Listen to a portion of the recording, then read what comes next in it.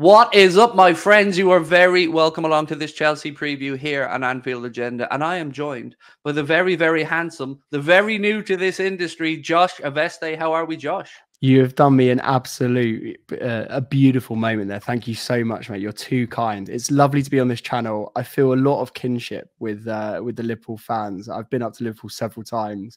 And as much as you guys might think that I'm a horrible Chelsea fan, you know, I do love it up there. So it's a pleasure to be on the channel. It's so nice to chat to you, mate. You're one of the few Chelsea fans I can stomach, Josh. I'm not going to lie to you, mate. I've had bad experiences over the years, but it's impossible not to like you, sir. You're too kind. You're too kind. I have to say the channel is absolutely amazing, and your audience have been very, very kind to me so far on the comments and the messages. So I really appreciate it. It's very nice to talk to you about this big game we've got coming up tomorrow. It is, and look, I want to get talking about the game, but before I do, fair to say it's been a turbulent 24 hours for you as a Chelsea fan. I mean, we were together yesterday and nothing had happened. And then by the time I was leaving yesterday evening, all hell had broken loose. Talk me through what it's been like over the past 24 hours. I think chaos is the word, and I think chaos is the word for every perspective of the club at the moment. Like, I don't really know what's going on. I don't really know who's actually in charge. Like, we're saying that Bruno is in charge, a former Brighton defender with no coaching experience, which is incredibly scary to me. Every time I load the managerial section of the Chelsea website, a manager or an assistant seems to leave, which is a little bit scary, right? It's something that is slightly concerning. So I don't think many Chelsea fans have really slept very well over the last 24 hours because we just don't really know what's going on. So the fact that this guy has taken charge is really, really scary. So I've got no idea what the team sheet is going to be. I've got no idea how he's going to motivate the players. He literally has one training session before pretty much like one of the biggest games of the season against you. I mean, it's insane. The timing is weird, right? It's really strange. I mean, I woke up today and I had a little look around the news, and I see Bruno Saltor is going to take over for the game against Liverpool. I thought, who the hell is this guy? I have to say, Josh, hands up, I've never heard of him. No, I couldn't say his name until about 6 hours ago. So that tells you how much, you know, I know about the guy. Now, speaking of names, what names do you want in the frame for the job? So I think there are two clear names that are like the most credible options for us. I think in terms of, you know, what the press is saying. Nagelsmann is by far the leading choice. Christopher Vivell is a guy that's our technical director who seems to be looking after all of the transfers for us. And he has an affinity with Nagelsmann because of the RB Leipzig connection. So that seems to me like it's just sort of like almost like inevitable that it's going to happen, to be fair. But also, I really like Luis Enrique, and I think he was very good for Barcelona. Very divisive character, but also is the sort of a kind of a name that we sort of need next. We need like a big name manager. I think, you know, we've had this project style manager, and so we need someone that's going to be able to corral a group of prima donnas that we have at the football club. You know, I don't think you're going to find many squads in the Premier League that are more filled with prima donnas than Chelsea at the moment. It seems, at least. I was reading, though, that there may be some concerns from the higher-ups at Chelsea around Nagelsmann's age, which seems strange because I think it should be irrelevant, but I guess they can only speak about maybe a stature in the dressing room because there was that leaked story about Sadio Mane. Now, that took me back because I can't see Sadio Mane being that type of guy. No. But if that is true, he didn't seem to put Sadio in his place. So is that a concern that you might have? I think out of a lot of the options, though, he seems to kind of be the guy that people are saying he is a man manager. Like he's got the ability to corral the players. The age thing for me is like a complete like non-story. Like, you know, however old someone is, it should be about the quality of their work. And I think he's proven with the work that he's done, he has a certain amount of quality. The other side of that, though, is do we go for another sort of like project style manager that doesn't really have this sort of like winning personality? And he's won things with Bayern, yes, fair enough. But also Bayern, I mean, when you're at Bayern, you're expected to win the league, aren't you? It's not like, you know, you've done something amazing with Bayern when you win the league. So I think for us, there are some sort of like worrying signs here to go for someone that isn't necessarily that experienced, isn't that experienced in the Premier League. There are a lot of warning signs. And do you know what? That's why a lot of Chelsea fans at the moment are really struggling to pick a name out of the hat here, because a lot of the options that we have, they all have pros and cons. There are huge downsides to the people that we want to choose as well as pros. I think out of all of the options, Nagelsmann is probably the one that makes the most sense, but I don't know if that's going to be the one that we end up going for. I'm hearing more and more that there could be a possibility that we really do wait until the summer. And if we end up with Bruno until the end of the season, that is something that just terrifies me, because we've got no idea how good this guy is in terms of managing a team. So yeah, mate, chaos, as I said at the start, is the way it is going. Well, you spoke about the end of the season. What is an acceptable end to the season for Chelsea fans? Because I think it's fair to say, if you look at the Premier League table, top four, it looks a long way off. But you are in the quarterfinals of the Champions League, and we know that that is an avenue back in to it again next season if you were to win it. Yeah, look, I think every Chelsea fan will sort of say to you, whenever we get a bald manager coming in a crisis period, they usually do pretty well for us. And they're using the Bobby Di Matteo example there, right?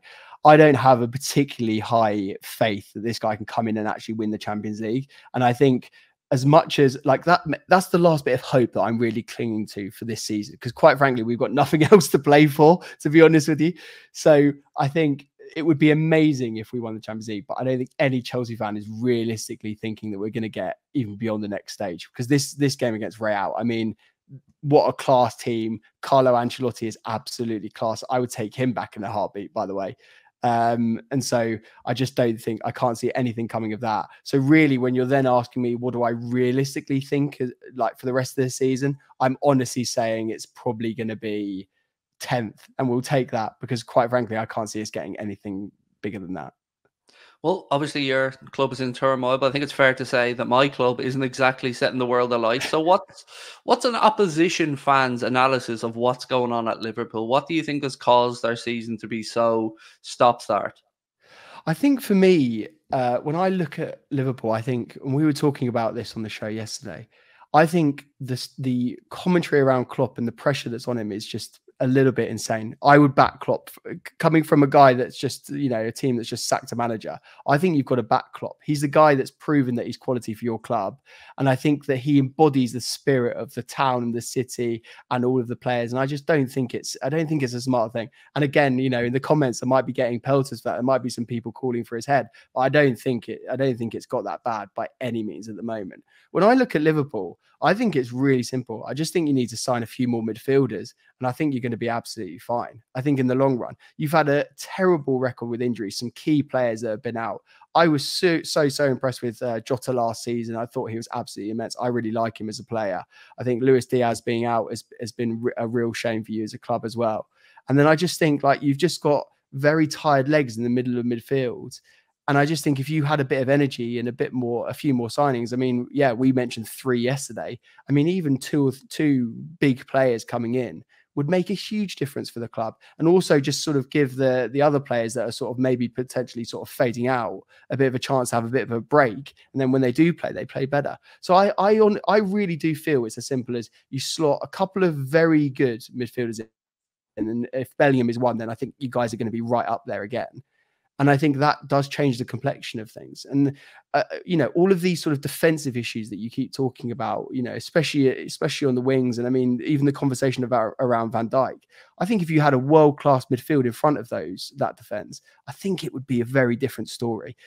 Too often we blame defenders for mistakes and that sort of thing. But I think having that energy and that sort of guile in front of them can really change the way it goes. So honestly, that's what I would change. That's the only thing that I would suggest.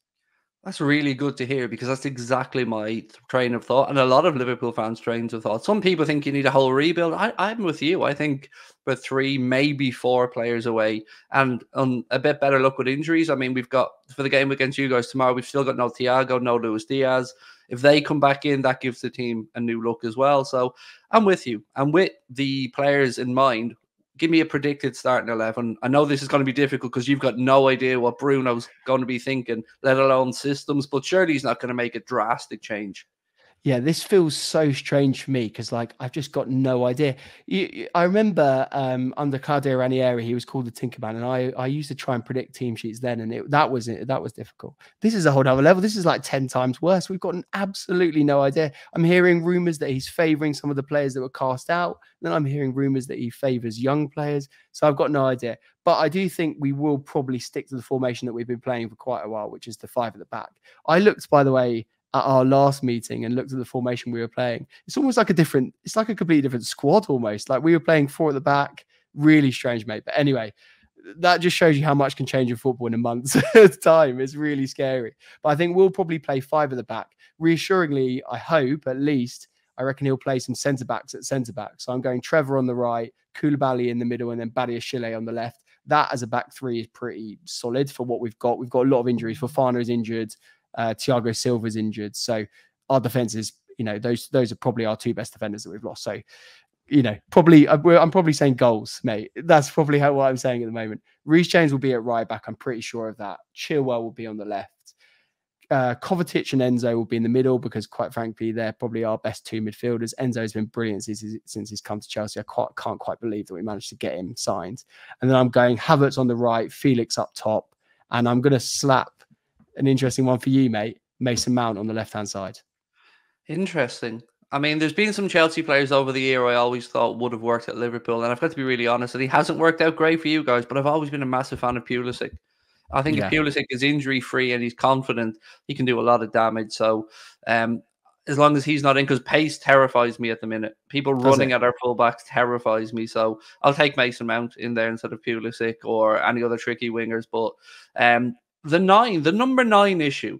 Yeah. Now this, I don't want to go down the whole, is it cursed? I don't want to go down that route because it's unfair, but what's going to be the solution? Is it going to be the one that we all think of, Christopher Nkunku? Is it going to be the guy from Napoli, Osimhen? What do you think will happen there?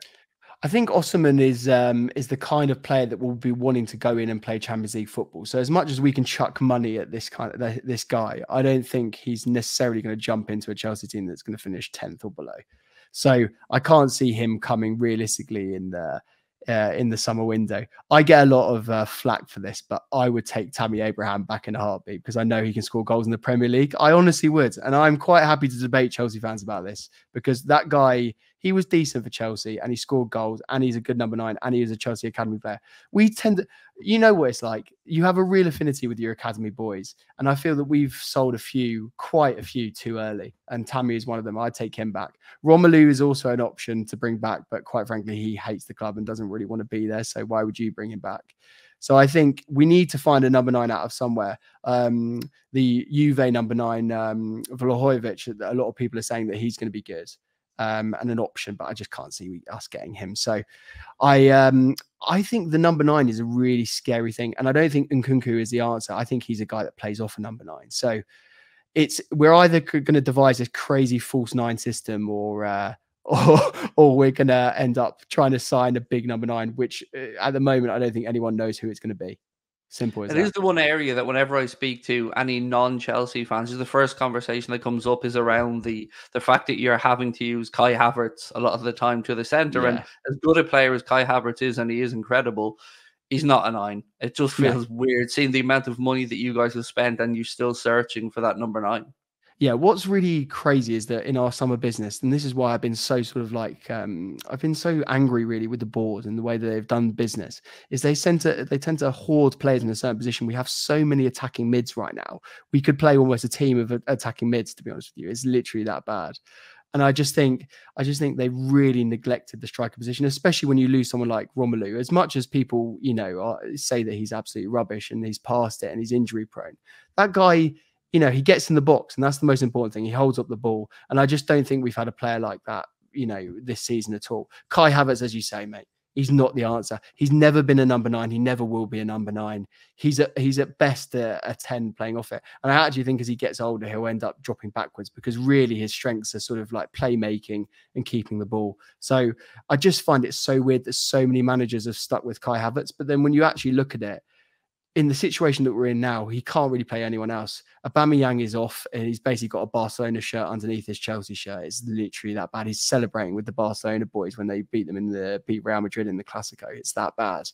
And then Broja, I mean, this is the thing, mate. Like you, we've had so many injuries this season. And again, this is the thing. I wasn't a Potter apologist because, he's had so many injuries, but we have had a lot. And Broja is one of those players that he had the ability to be our X factor in that he was something different. He could come on and make a difference. And he bossed some defenders at the start of the season and then got this horrendous knee injury during a friendly. So it's just, I mean, mate, the number 9 is cursed. That position it honestly is cursed at Chelsea.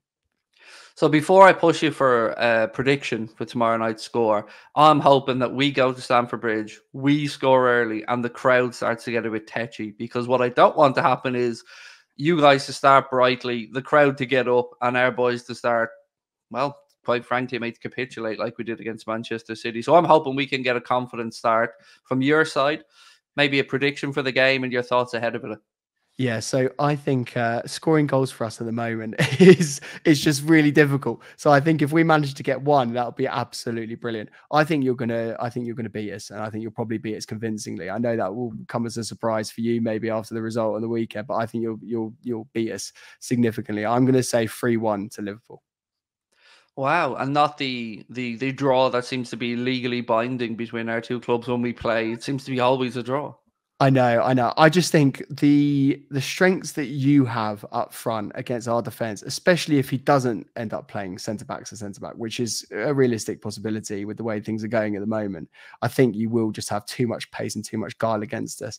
And also, I have this like scary thought at the moment where you're just going to be so up for it after the defeat this weekend. I just think you're gonna like Klopp will get the players up. He's got this amazing ability to sort of like motivate the players, I feel. And I just feel that you're gonna come out of the traps and just go for it.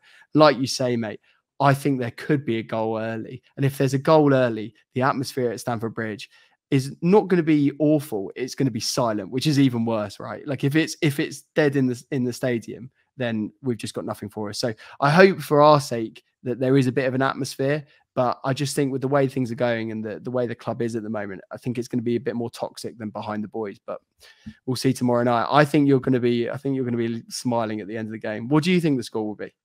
Exactly the same. I went with a 3-1 prediction in my preview for us, and I can't 3-1 to justify Chelsea. that Oh, okay. to Liverpool, and I can't justify why. I can't sit here and give you a good reason why, because how can I after our performances? But I have to stay optimistic, so I'm going to go for a 3-1 Liverpool win, and then set up a big weekend against Arsenal.